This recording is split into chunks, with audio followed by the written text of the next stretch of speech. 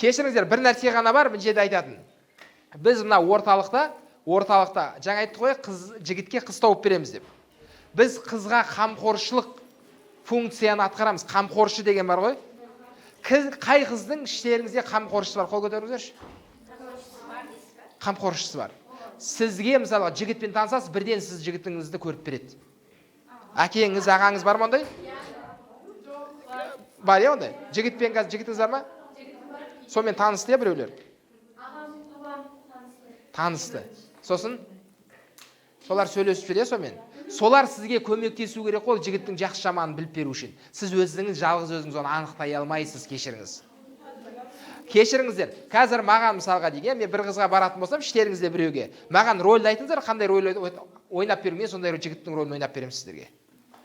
Жомарт, ашушаң, немесе жұмсақ, онда мейірімді, қандай жігіттің рөлін атқарып беру керек, соны атқарып бере аламын да мен. Сіз оны істей алмайсыз? Сізге анықтау қиын қыз балаға.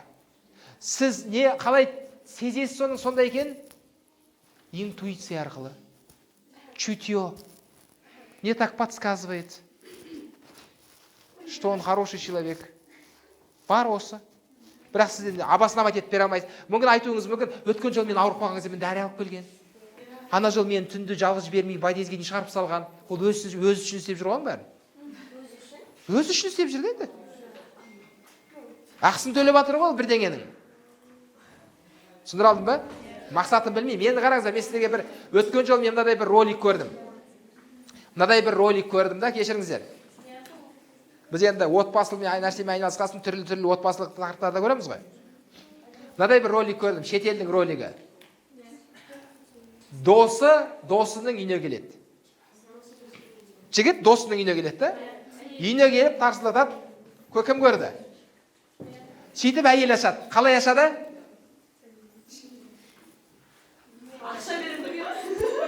Қараңыздар. Кім көрді? Қараңыздар. Осы роликте мен өзім үлкен ғибрат алдым да. Қараңыздар. Қыздар осы жерден сабақ алса деймін да. Жігіт досының үйіне келеді, есігін қағады, әйелі шығады. Әйелі ваннадан шыққан екен да.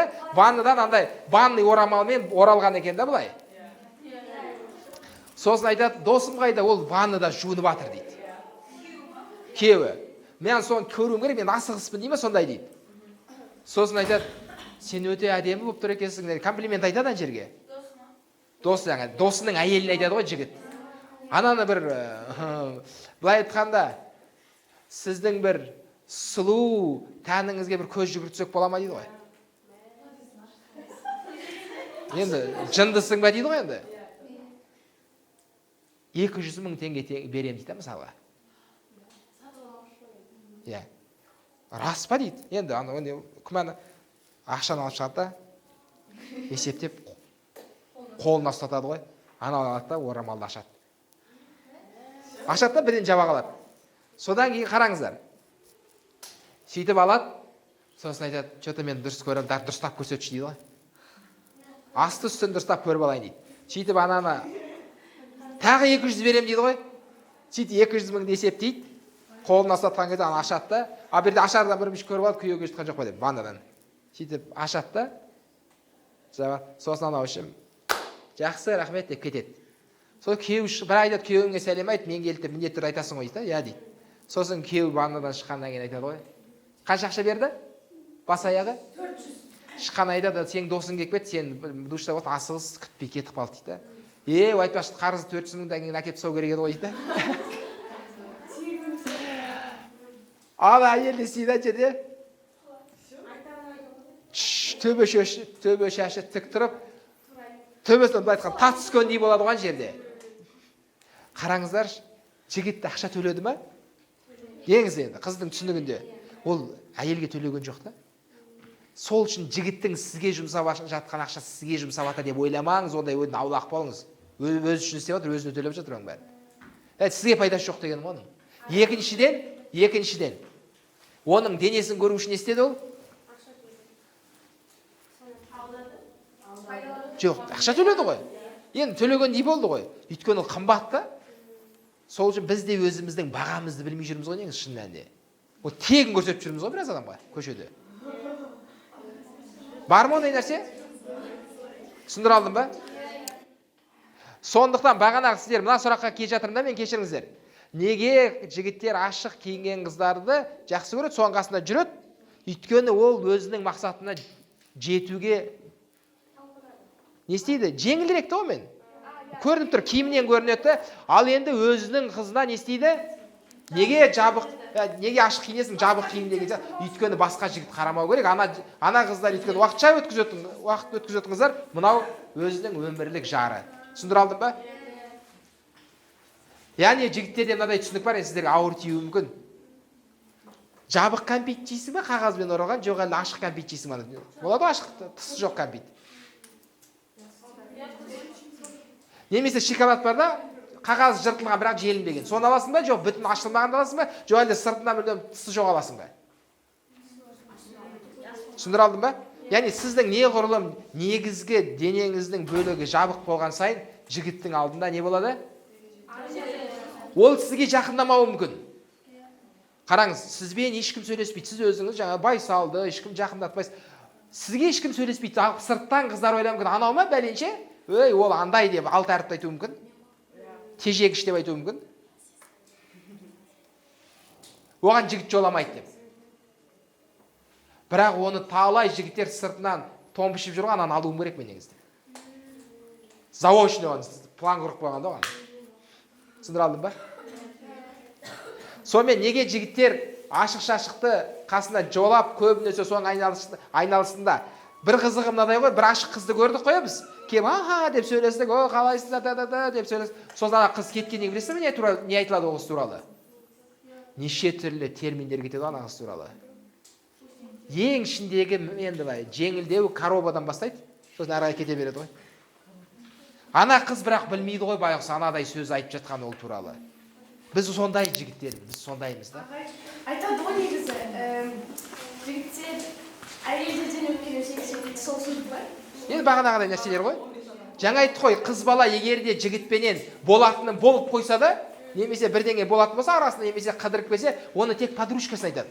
Біз неғылым, кім жігіттер келді бері, жаңалық айтам, келдер. Басқа группаның жігіттері шақырып аламын ғой. Мен кеше деп бастаймын ғой. Ана қыз үшін сындырдым ғой деген әңгіме ғой. Сындыралдық па? Өсекші емес бұл. Өсекші, кешіріңіздер, өсекшінің әр жағында жала жабу деген бар. Жала жауып жереді ғой керек болса. Және болмаған нәрсені болдығып жере салады да ол. Бәр жігіт ондай емес. Бірақ біразы да белгілі бір бөлігі. Пайызын айту қиын шығар енді. Ары қарай кеттік па? Сол үшін жігіт егерде сізге тез үйленейік десе, сіз онда өзің үшін шешіп алу керек сой. Мен дайын ба, жоқпын ба? Бірақ бағанағы нәрсе құлып ашылмайды, пароль берілмейді қашанға дейін? Тойға дейін.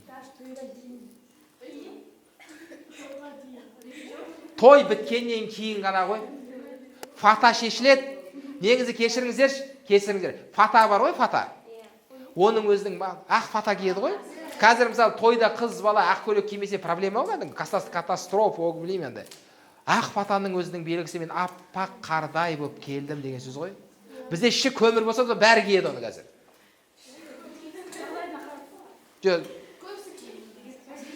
Негізі ол фатаның мағынасы не? Ары таза аппақ пәк болып келген қыз ғой негізі. Солар кию керек қой. Одан кейін беташар деген бар ғой, қазақта беташар. Кімнің беті ашылады? Беті ашылмаған қыздың беті ашылады. Түсіндіре алдым ба? Беті ашылмаған деген сөз ол басқа жігіт көрмеген деген сөз ол. Жігітпенен сөйлеспеген қыз ол. Енді андай махаббат тақырыбында деп жатқанымда. Сабақта емес. Махаббат тақырыбында сөйлеспеген жігіт ол. Сол қараңыздар, жігітпен махаббат тақырыбында сөйлеспеген, ол жігітпен жүрмеген, беті ашылмаған қыз да ол. Түсіндіре алдым ба?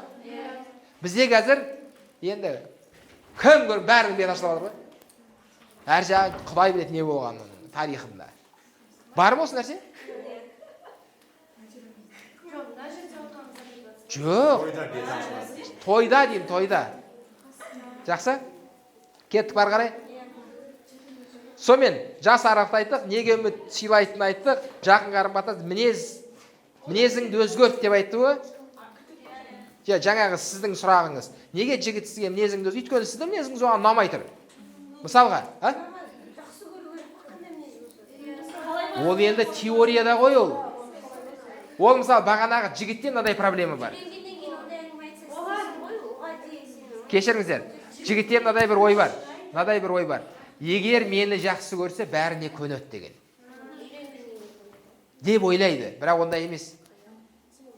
Мысалға, егер ол мысалы сізді ұнатуы мүмкін, бұнда бірақ деген нәрсе бар да. Немесе ол сізді білмеймін енді, жан ашитын шығар, мүмкін ол енді сізге ашық ойын айтатын шығар, білмеймін енді. Сіздің яғни мінезіңіздің ұнамай тұрған бетіңіз айтып тұр ғой деген ғой. Сен мына мінезің ұнамайды, өзгертшейші мінезің деген сияқты. Оны сөйтіп қабылдау керек, мына мінезім оған ұнамайды. Сіз сол жерде деп айтасыз, ұнамаса, немесе ұнатпасаң ұнатпай қой, бар онда басқа қыз тауып ал. Не болды, мен сені шақырдым ба деген сияқты десеңіз, ол атып тастаған сияқты жарақаттанған болады да. Енді жаңағыдай қарым-қатынас жасалмайды деген ғой. Мүмкін ода мынадай болуы мүмкін, кешіріңіздер. Егер сіз бір мінез көрсетсеңіз, басқа қылсаңыз, ода кек алу деген бір сезім оянып кетуі мүмкін, содан да сақ болу керек та. Ол сізді мен бұл қызды дәлелдеймін өзімнің мықтылығымды деп, одан сайын артына түсіп, өзінің белгілі бір мақсатына қол жеткізуге жұмыс жасауы мүмкін да. Осыдан да сақ болуымыз керек та. Түсіндіре ба? Бұны жай қалдырмай мен сындырып жылатып кетемін деген сияқты. Өзімнің мықтылығымды дәлелдеп кетемін деген сияқты. Кім біреудің құралы ойыншығы болғысы келеді? Болды. Сіздің тағдырыңыз сіздің қолыңызда. Бірақ бағанағыдай уақытша ғана алдамшы бір сезімге алданып, ертең өмір бойы соның зардабын шегіп кетуіміз мүмкін да. Ойлаңызшы, ертең немерелі болып отқан кезде шалыңыз бетіңізге басып отса, кезінде бүйткенсің сен деп отса, керек пе осы?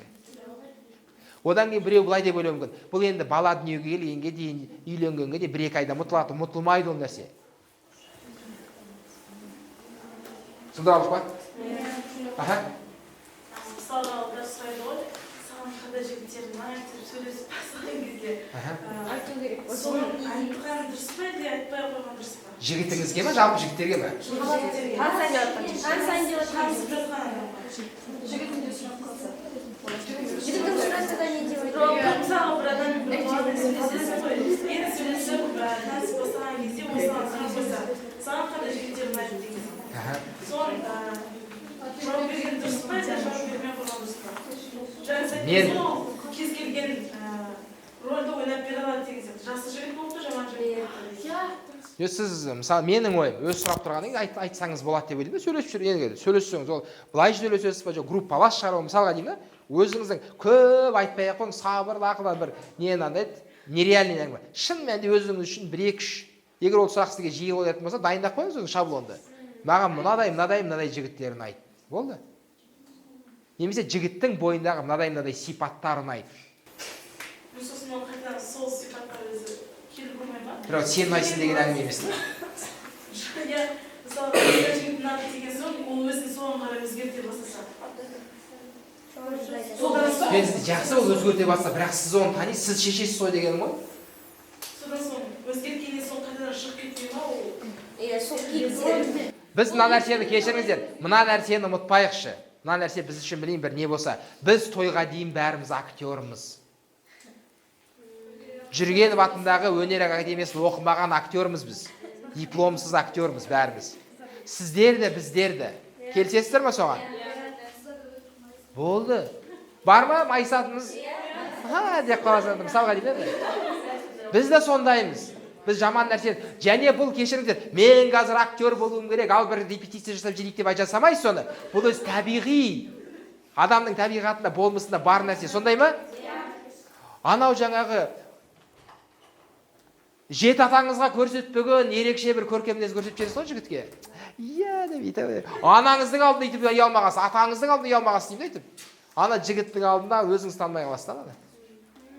Қалай дейсіздер? Бар ма сондай нәрсе қоғамда? Дәл солай, жігітті дәл солай ғой. Содан кейін біздегі проблема тойдан кейін, тойға дейінгі қызымды, қыз болатын болса, тойға дейін жігіт аңсап өтеді ғой. Сен тойға дейін андай едің ғой, ондай емес едің ғой, неге ондай болып кеттің деген сияқты. Өйткені шынайы оның келбетін танымадық та біз. Жақсы?